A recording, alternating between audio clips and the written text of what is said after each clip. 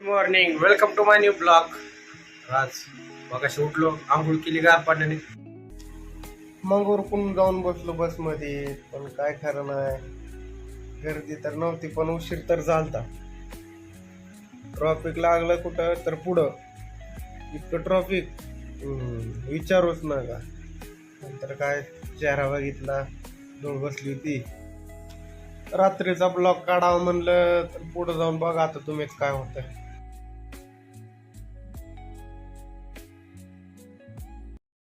भावानो, आता टाइम झालेला आहे 12:30 पावणे 1 झालेले आहेत आणि कंपनीची गाडी बंद पडलेली आहे रस्त्याला.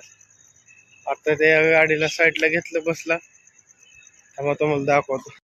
हे समोरची बस बंद पडली होती, तिला ढकलून साईडला केलं. ही दुसरी बस आली आता न्यायला.